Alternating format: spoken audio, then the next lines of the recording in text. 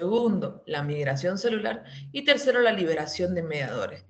Estos cambios, estos pasos que son microscópicos, que son histológicos, que son mínimos, pueden repercutir en cambios muy grandes en clínica, en signos y síntomas dentro del paciente en función al tipo de respuesta que se produce a este nivel. ¿Ya? De la señalización, de la migración y de los mediadores que se liberan durante el proceso de inflamación. De esta manera tenemos dos tipos de respuesta inflamatoria, una local y una sistémica. Las lesiones cuando son mínimas al hospedador, cuando son pequeñas lesiones, perdón, esas lesiones cuando son muy pequeñas, muy mínimas, ocasionan una respuesta inflamatoria local. La mayoría de las veces la respuesta inflamatoria local es transitoria, quiere decir que dura poco tiempo. En la mayoría de los casos, esta respuesta inflamatoria es beneficiosa, ¿ya? Porque se produce solamente en el lugar donde se está ocasionando el daño. De ahí que es una lesión o una respuesta pequeña. Pero cuando tenemos una agresión muy grande, una agresión importante en el cuerpo, vamos a tener una respuesta exagerada, magnificada. De esta manera la respuesta inflamatoria se va amplificando como una cadena de dominó, como una bola de nieve que se hace más grande cada vez. Entonces, cuando la agresión es muy fuerte, es muy importante, el cuerpo activa la inflamación sistémica. O sea, no solamente se inflama el lugar donde está produciendo el daño, sino que se activa un proceso inflamatorio a nivel general, en todo el organismo. Y de esta manera se producen respuestas que pueden ser dañinas para el cuerpo.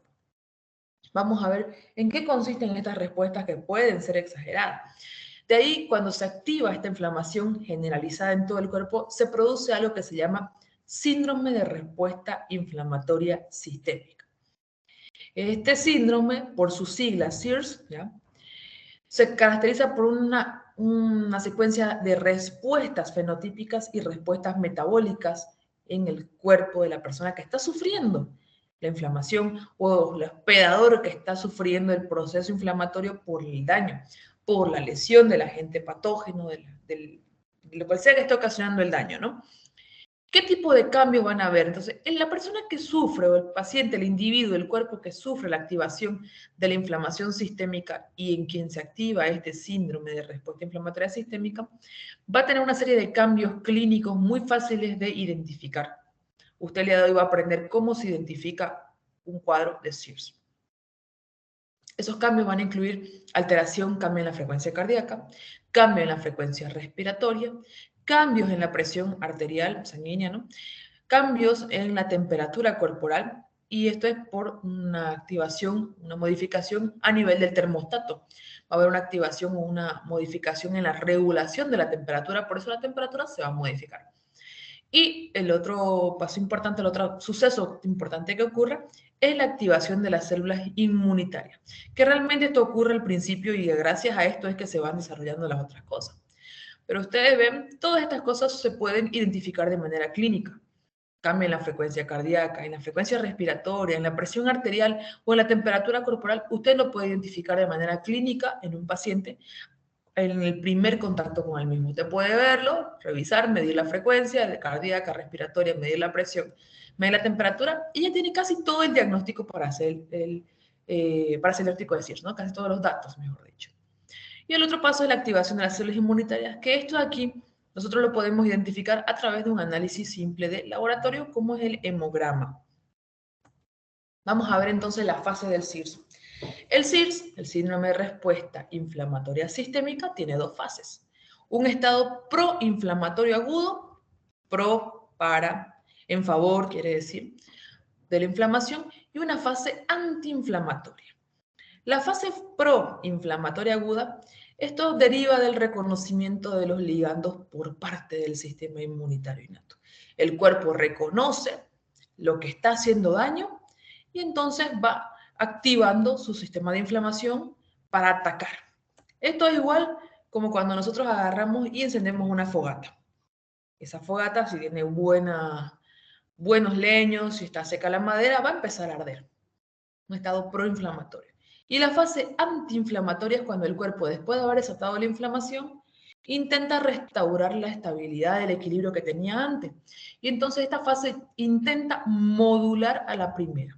El cuerpo ya desarrolló la inflamación y luego empieza a apaciguarse solo, como cuando nosotros apagamos el incendio. Vamos disminuyendo el proceso inflamatorio luego de que ya consiguió su objetivo, que era deshacerse de los agentes dañinos.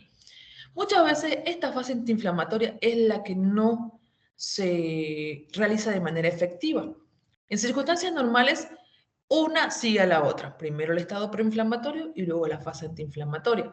De esta manera el cuerpo vuelve al equilibrio, vuelve a la homeostasis. Pero cuando no tenemos nosotros una fase antiinflamatoria apropiada, se descontrola todo y se desencadena la inflamación sistémica permanente, el SIRS.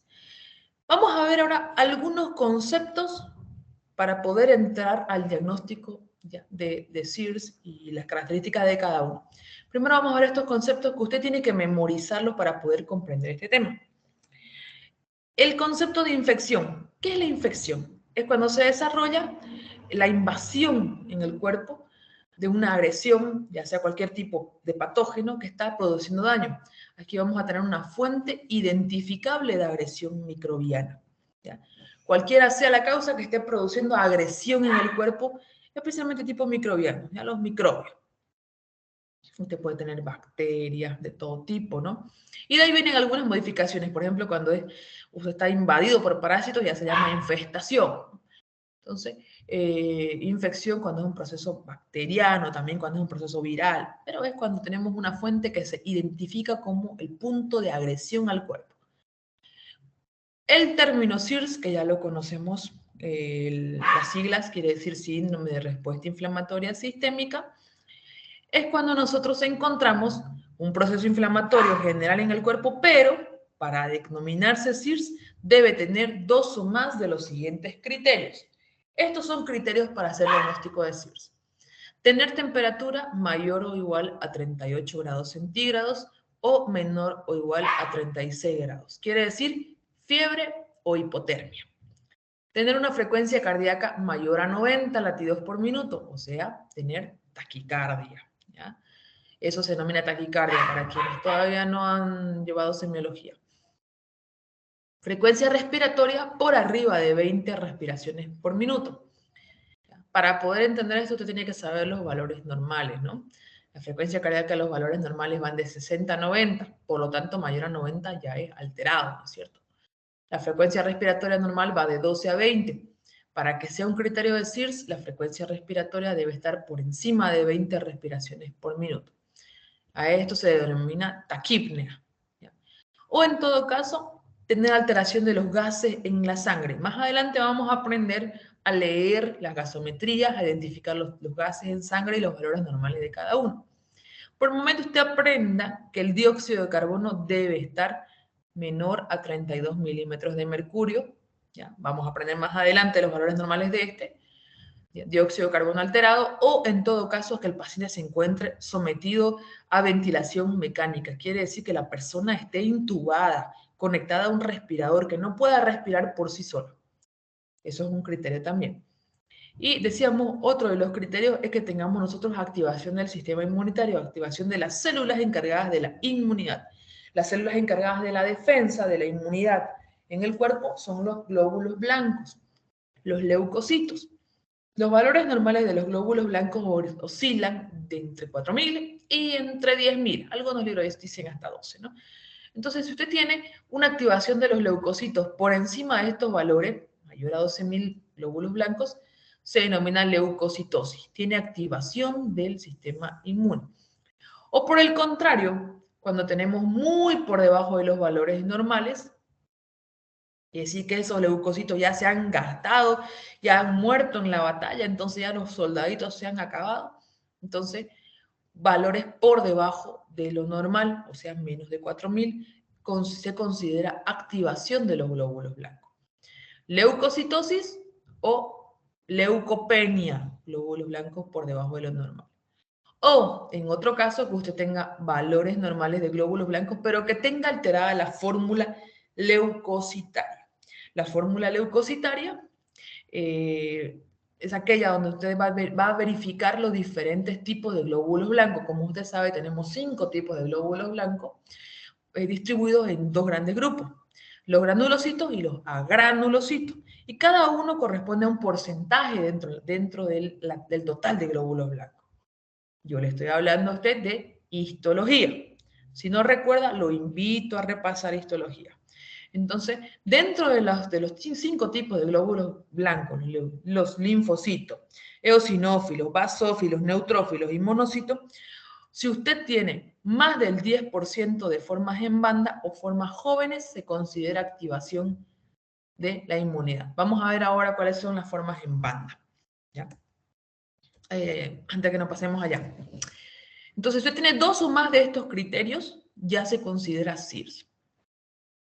Esto ahorita lo vamos a ver. Esta parte, para quien no me entendió, vamos a ver ahorita. Entonces, ya sabemos el concepto de infección, el concepto de SIRS, una alteración, una inflamación sistémica generalizada, y para poder hacer diagnóstico debo tener 2 o más de estos criterios. Si tiene fiebre y tiene alteración de la respiración, es SIRS. Si tiene taquicardia y tiene leucocitosis, es SIRS. Aquí me falta un criterio que es la alteración de la presión arterial que caiga, que esté muy por debajo de lo normal, también es considerada un criterio. Cuando yo tengo SIRS y además tengo un foco conocido de infección, se denomina sepsis o septicemia. Son sinónimos, ¿ya? Por ejemplo, tengo criterios de SIRS y además tengo una infección en el brazo, infectada, con pus, entonces el paciente está con septicemia. Que la presencia de SIRS y además que usted tenga la fuente, ¿dónde está la infección? Una infección intestinal, una infección pulmonar, una infección cutánea, una herida infectada. Esa es la fuente, donde usted dice, ah, de aquí es la infección, de aquí es los microbios. Ahí se denomina septicemia. Septicemia grave es cuando usted tiene la septicemia y además tiene disfunción orgánica. ¿Qué es la disfunción orgánica o falla multiorgánica o falla orgánica múltiple o disfunción orgánica múltiple? Todos son sinónimos. Es la presencia de alteración en la función de 2 o más órganos en un paciente enfermo. ¿Ya? Y sobre todo, que la persona requiera que sea intervenida clínicamente, o sea, por un médico, atención apropiada para que mantenga el equilibrio. Por ejemplo, que falle el riñón y falle el hígado. Pero que si usted le da unos medicamentos, le da soporte, le da suero, le da medicación especial, puede revertir eso. Ya usted tiene alteración de 2 estructuras. Otras estructuras que pueden fallar, vamos a nombrarlas. Pues puede ser el hígado, puede ser el riñón, puede ser el corazón, puede ser que falle la parte neurológica del cerebro, puede ser que le falle el páncreas, puede ser que falle cualquier cosa. 2 o más órganos que no funcionen bien y además la presencia de sepsis se denomina septicemia grave. Y cuando usted tiene septicemia, ¿ya?, más colapso cardiovascular, quiere decir que el cuerpo no es capaz de mantener una buena vascularización apropiada a todas las estructuras, o sea que el aporte sanguíneo se vea comprometido, ahí se denomina shock séptico. Shock o choque séptico. ¿Cómo va a usted darse cuenta que hay un colapso cardiovascular? Ante la presencia de signos de shock. ¿Cómo identifica usted la presencia de shock? Un paciente que tiene taquicardia, frecuencia cardíaca elevada, y que tiene hipotensión. Taquicardia más hipotensión es choque, ¿ya? Colapso cardiovascular quiere decir. Entonces, cuando usted tenga septicemia y además tenga un colapso cardiovascular, el paciente se encuentra en un choque séptico. Entonces, como una bola de nieve. Empieza con una infección, se hace generalizada, se pone grave porque ya estamos en el foco de infección, se pone mucho más severa porque tenemos ya que fallan los órganos y después que ya al punto llega la disfunción orgánica, al punto en el que el sistema cardiocirculatorio no es capaz de mantener la irrigación apropiada de todas las estructuras en el cuerpo. Vamos a ver esto que les decía hace un momento, las formas en banda. ¿Por qué es importante? Porque si se da cuenta de todos los criterios para hacer diagnóstico de SIRS, las formas en banda la activación inmunitaria es el único criterio en el cual usted necesita un examen de laboratorio para hacer diagnóstico. Usted puede medir la frecuencia cardíaca, puede medir la frecuencia respiratoria, la temperatura, la presión arterial, puede hacer diagnóstico clínico con esos criterios. Y con el laboratorio usted va a poder también tener el criterio de la activación inmunitaria, de que el cuerpo está sometiéndose a un proceso inflamatorio. ¿Y usted cómo lo va a diagnosticar? Teniendo elevado o bajo los glóbulos blancos o teniendo formas en banda. Puede tener glóbulos blancos normales, por ejemplo, puede estar en 6000 y puede tener formas en banda. Y ahí es un diagnóstico, es un criterio. Si usted se acuerda de esto, es un cuadrito de histología. ¿De dónde derivan los glóbulos blancos? El hemocitoblasto, que es el precursor de los glóbulos blancos, va a ir diferenciándose en proeritroblasto, mieloblasto, linfoblasto, monoblasto, procarioblasto, megacarioblasto. De todas las formas, de todas las células sanguíneas. El proeritroblasto va evolucionando y termina en el eritrocito, ¿no? Son fragmentos. Ya son células especiales de otro tipo. Mieloblasto va diferenciándose y termina en progranulocito. El progranulocito se diferencia en estos tres: basófilo, eosinófilo y neutrófilo. Este grupo, como tienen granitos todos, se denominan granulocitos. Y tenemos las otras dos carreras, las otras dos bandas, los linfoblastos y los monoblastos. Los linfoblastos son únicos, se diferencian y terminan en linfocitos. Y los monoblastos se diferencian y terminan en monocitos. Estos dos no tienen granitos, por lo tanto se denominan agranulocitos. Y son estos 5 los glóbulos blancos o los leucocitos. Monocito, linfocito, neutrófilo, sinófilo, basófilo, dividido en estos dos grandes grupos: los granulocitos y los agranulocitos. El hemocitoblasto también diferencia el megacarioblasto y se fragmenta para formar un megacariocito y luego los trombocitos o las plaquetas. ¿Cuáles son las células, las formas en banda? Las estructuras que todavía no están maduras, como estas de aquí. ¿Ya? ¿Pero en dónde?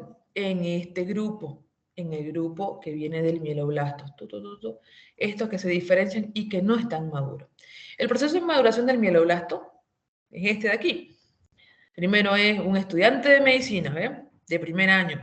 Después va subiendo, tercer año, quinto año, después interno, después médico de provincia, después recién es médico general.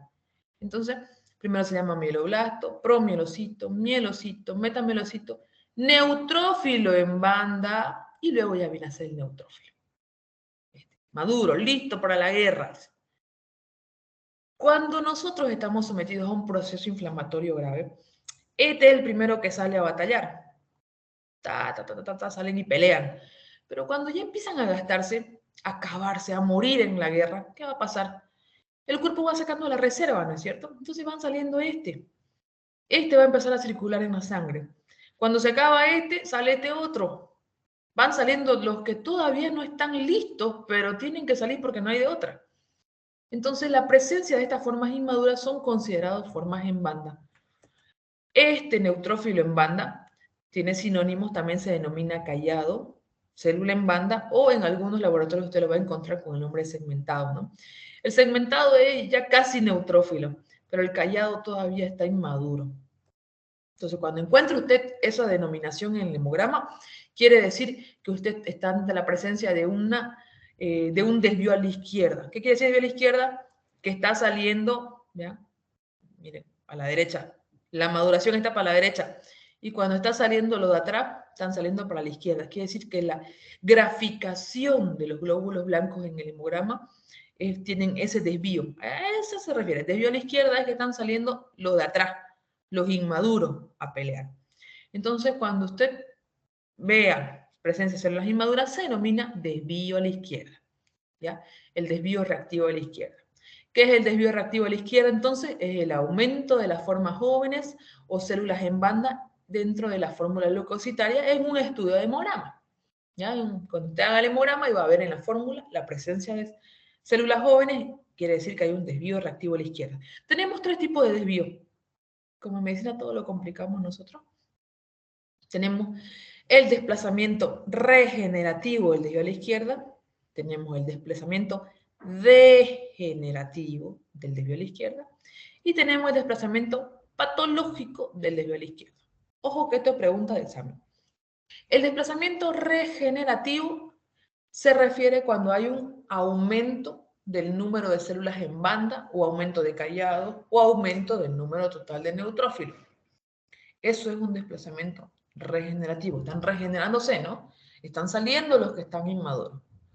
Se denomina desplazamiento degenerativo cuando usted tiene un aumento de células inmaduras en la fórmula leucocitaria y tiene disminución o normalidad del total de números de neutrófilos.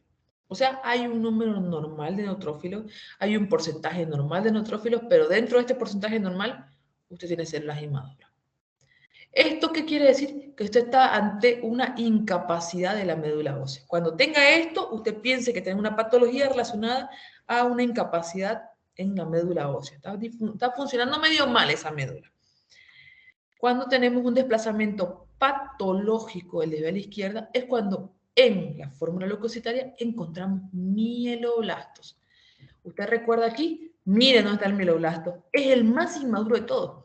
O sea, primero sale este, después este. Tendría que ser muy grave la cosa para que salga este primerito, este que todavía está en pañales. Entonces, cuando usted encuentre mieloblastos en la fórmula leucocitaria, usted probablemente está ante un proceso patológico severo de tipo leucemia. Cuando tenemos desplazamiento patológico, estamos hablando de enfermedades sanguíneas de este tipo, ¿sí? Tipo las leucemias. Entonces, vean que cuando una alteración simple la cantidad de glóbulos blancos me pueden dar una serie de diferentes patologías. Por eso tenemos que aprender a identificarlas. El desvío reactivo a la izquierda de 3 tipos y qué me representa cada uno de ellos. Vamos a ver un ejemplo, porque con ejemplos se aprende mejor ese. Usted está en emergencia, ya está llegando ahí a hacer su práctica y de repente le llega un paciente de 55 años que tiene un cuadro clínico de más o menos una semana de evolución. Hace una semana estaba bien, le dice el paciente. ¿Por qué se caracteriza el cuadro? Por la aparición de una lesión en el dedo hallux del pie derecho. Para quien no sabe qué es el dedo hallux, es el dedo gordo del pie derecho. ¿Ya? Bueno, no, el dedo hallux es el dedo gordo. En este caso es en el pie derecho. ¿Por qué se caracteriza este cuadro? Porque hay una lesión en ese dedo y hay salida de secreción purulenta fétida. Está saliendo pus del dedo gordito. Y posteriormente se compromete el segundo y el tercer dedo. Eso es lo que nos cuenta el paciente. Tenía una herida en el dedo gordo, salió pus y después se puso feo el segundo y se puso feo el tercer dedo. El paciente ha tenido fiebre, alzas térmicas. Adinamia quiere decir que ha tenido cansancio, no tiene fuerzas para nada, no tiene ganas de nada, está botado en su cama. Anorexia quiere decir que no tiene apetito, no tiene hambre. Cefalea, o sea, tiene dolor de cabeza y tiene malestar general.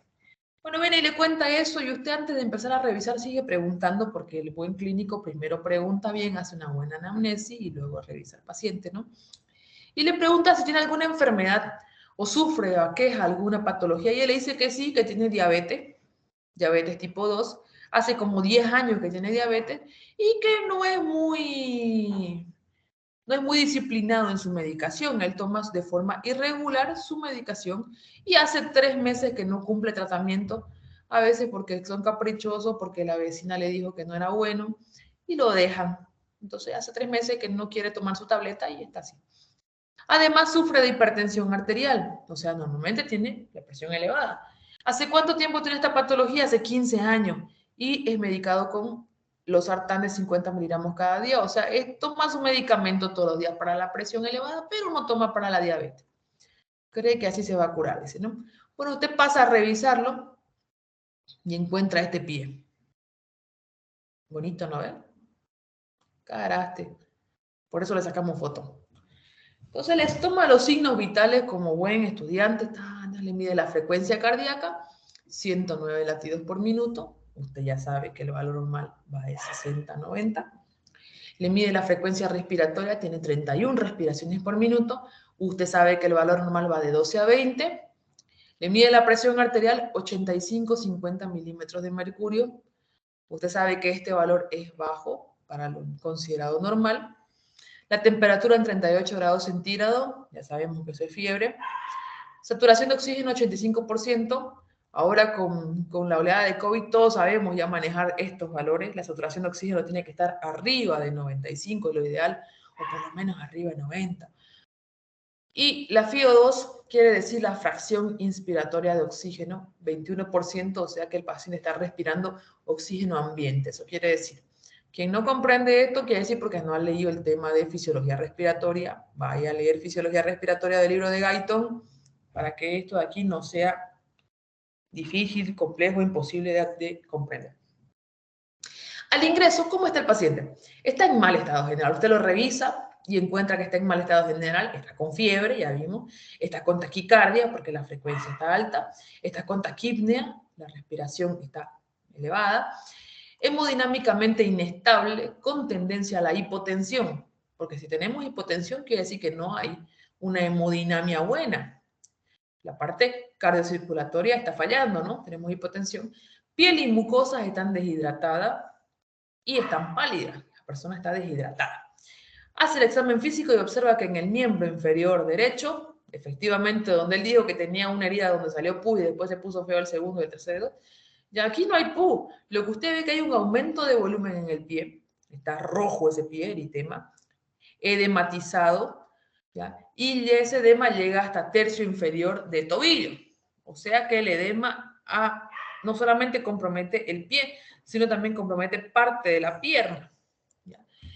Y también puede identificar que el primero, el segundo y el tercer ortejo es sinónimo de dedo, se encuentran necrosados. Hay algo de exudado purulento, fétido, la media está mojada con un poco de secreción ahí purulenta y está muy mal olor. El resto del cuerpo no tiene ninguna lesión, pero usted puede ver ahí que además del tercer dedo, el cuarto ya está con cara de que los acompaña, ¿no? Un poquito cianótico también. Necrosado, cianótico. Bueno, ¿quién me puede decir qué será lo que tiene esta persona? ¿Alguien por ahí tiene luces de qué diagnóstico tiene este señor? Aparte del diagnóstico de diabetes mellitus y del diagnóstico de hipertensión arterial, que él ya vino diciendo que eso tenía. ¿Alguien gusta participar y sugerir algún diagnóstico más?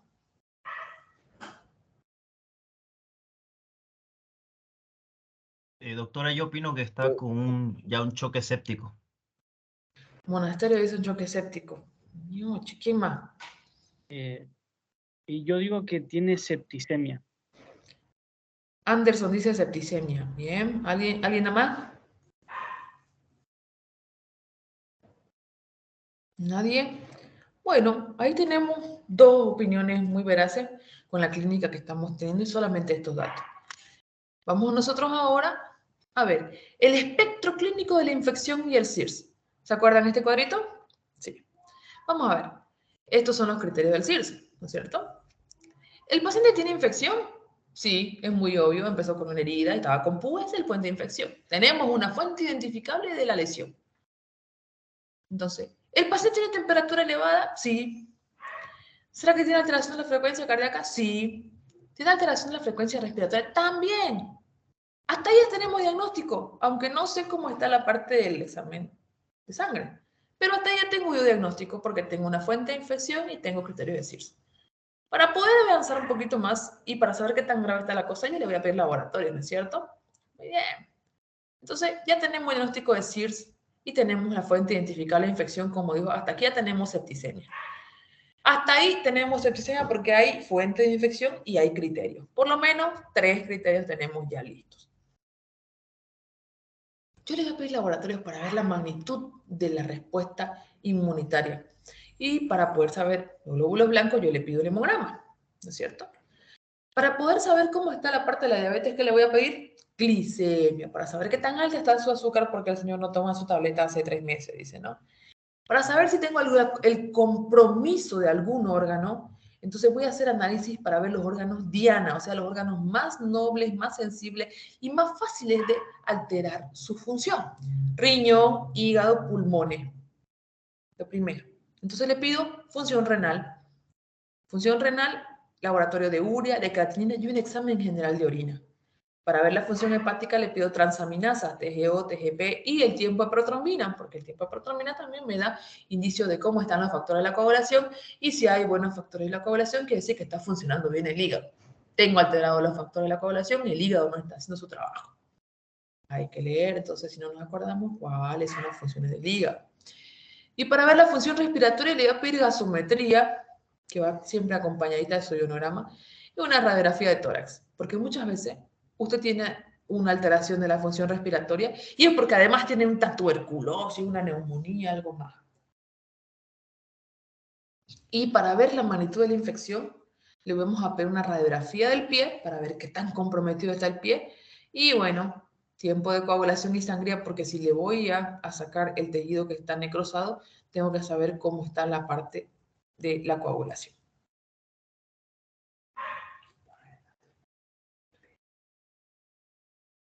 Vamos a ver los resultados de este paciente. El hemograma dice que hay 2.800.000 miligramos de decilitro de eritrocito, una hemoglobina de 7.8 gramos y un hematocrito de 26%. Como usted domina muy bien los valores normales, entonces se va a dar cuenta que estos valores son muy por debajo de lo normal. Los eritrocitos, de hemoglobina y hematocrito están por debajo de lo normal. Cuando usted tenga estos tres bajos, quiere decir anemia. Glóbulos rojos bajos, hemoglobina baja, hematocrito bajo, anemia, señores. Los glóbulos blancos están en 25.000. Ya dijimos que el valor normal de 4 a 10.000. Y tenemos presencia de segmentados en el 91% y presencia de callados en el 3%. O sea, hay hartos neutrófilos, más de lo que debería haber.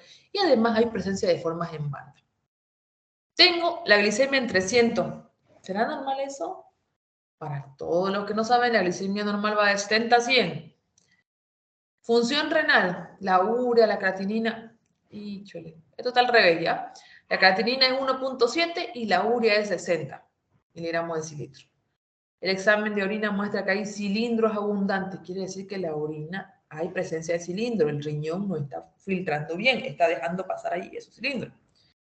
La función hepática, la TGO está en 150, también se denomina ST por si acaso. 150 unidades de litro. Cuando el valor normal de la TGO es menor a 45. La TGP está en 230, cuando el valor normal es menor a 55. Entonces ya tengo una alteración de las transaminasas del hígado. El tiempo de protrombina está en 25 segundos al 40% de actividad. El tiempo de protrombina debería ser 100% de actividad y solamente 12 segundos. Y como ustedes ven, está muy alterado. En la función respiratoria, la gasometría nos muestra una acidosis metabólica. Más adelante ustedes van a aprender a leer gasometría y van a aprender a diagnosticar acidosis metabólica, respiratoria, alcalosis. Otro tema más adelante, ¿ya? Por el momento solamente sepamos que esto hay alteración, hay un proceso de acidosis y es de tipo metabólico. En el ionograma hay una disminución del potasio, muy común en los pacientes con diabetes descompensada. La radiografía de tórax, sin embargo, está normal. Le hacemos una radiografía del pie y usted ve esto. Estas manchitas negras que usted aprecia aquí es la presencia de gases, ¿ya? O aire entre medio de los fascículos, del músculo, del tejido blando. No debería haber presencia de burbujas de aire entre medio del tejido blando. Cuando usted encuentra estas burbujitas de aire, quiere decir que hay aquí bacterias, ¿ya? Anaerobias que están produciendo gases. Probablemente son las responsables del proceso infeccioso, el proceso de necrosis en este lugar. Entonces tenemos infección severa de tejidos blandos que está llegando a hueso. ¿Qué nos dice el hemograma? Que hay anemia, que hay leucocitosis y que hay desvío al izquierdo. La glicemia nos dice que hay una elevación de la misma, tenemos hiperglucemia, o sea, diabetes descompensada. Tenemos una alteración del riñón, ¿ya? No es insuficiencia, no es daño del todo, ¿no? Pero ahí está sufriendo ese riñón. Antes de llegar a la insuficiencia, antes de llegar al daño severo, cuando está sufriendo el riñoncito, se denomina injuria renal. Si esto no se revierte, ya después el riñón puede llegar a fallar y entrar en una insuficiencia renal. Esta alteración de la respiración, la acidosis metabólica y el potasio alterado, nos dice que hay una alteración del equilibrio normal ácido-base en el cuerpo. Este es otro tema que vamos a ver más adelante, muy bonito. Ya van a sacarle canas a ustedes estudiando esto, ya van a ver. Bello el tema, hermoso. Y la función hepática alterada nos dice, miren, cuando usted tiene alterado la TGO, dice que probablemente hay una necrosis hepatocelular. Cuando tiene alterada la GPT, estamos hablando de necrosis hepatocelular, pero es más sensible y más específica del hígado solamente. Entonces, ¿qué tenemos aquí? Un daño en los hepatocitos. Tenemos alteración también del TP y el INR. ¿Ya? Entonces, aquí hay un problema en la síntesis hepática, hay un problema puro en el hígado. Entonces, tengo una alteración de la función hepática. Si usted se da cuenta, tenemos varias cosas juntas, ¿no? Tenemos anemia, tenemos incuria renal o daño renal, que puede ser revertible. Tenemos alteración del equilibrio ácido-base, alteración de la función pulmonar, tenemos alteración de la función hepática y tenemos hiperglucemia producto de la diabetes descompensada. Con estos signos vitales, taquicardia, taquimia, hipotensión, fiebre, desaturación más alteración del equilibrio ácido-base es un criterio de respiratorio, ¿no? Entonces, ¿qué es lo que tenemos aquí? Presencia de hipotensión, vemos presión baja, presencia de taquicardia que nos da colapso cardiovascular, más la septicemia grave porque tenemos daño de dos estructuras, riñón, hígado, pulmón, tenemos más de 2 órganos dañados. Nosotros estamos ante un choque de tipo séptico. Entonces, tenemos criterios de alteración de la inmunidad, tenemos septicemia grave y también tenemos colapso cardiovascular. Por lo tanto, como decía su compañero, hay un shock séptico. El diagnóstico de este paciente entonces es choque séptico. Usted hoy día de hoy ya aprendió a hacer diagnóstico de infección, de SIRS, de septicemia grave y de choque séptico. Con eso ya hicieron harto. Después ya manejar el choque séptico ya en otra materia vamos a aprender, pero ya saben hacer diagnóstico de shock séptico. Señores, es obligatorio leer para terminar de comprender este tema, para no hacerlo más aguda, que ya miren, son las 3. Hay que leer. Regulación de la inflamación por el sistema nervioso central. Respuesta hormonal a las lesiones. Las proteínas de fase aguda, que son las que interfieren en el proceso inflamatorio. Los mediadores de la inflamación. La respuesta de citocinas a las lesiones. Respuesta celular a las lesiones. Vías celulares de señalización. Apoptosis. Respuesta inflamatoria mediada por células y lesión mediada por el endotelio. ¿De dónde lo puede leer? De nuestro libro guía, que es el Principio de Cirugía de Schwartz, 10ª edición, por si acaso está en el capítulo 2 de esto. Este libro ya lo cargué a la plataforma para que ustedes lo puedan descargar, está en digital. Es nuestro libro guía. Y si alguien quiere una segunda opinión después de haber leído Schwartz o quiere un libro más fácil de comprender si es que no le entiende bien a Schwartz, lo invito a leer Tratado de Cirugía de Savington, 17ª edición. Este tema está en el capítulo 4. El tema se llama Función de las citocinas como mediadores de la respuesta inflamatoria. En cualquiera de los 2 libros la información es la misma, solamente que con otros nombres. Lo mismo, señores, lo mismo. En esta asignatura yo soy facilitadora de la información y usted tiene la obligación de estudiar. Leer de libros, divorciarse del Google, solamente el Google para descargar libros o para visualizar libros y más, pero de aquí en adelante ustedes me estudian de libros porque los exámenes, los trabajos y demás, todo viene de los libros. Si alguien tiene alguna pregunta, pueden hacerla ahora, con mucho gusto les respondemos antes de concluir esta clase.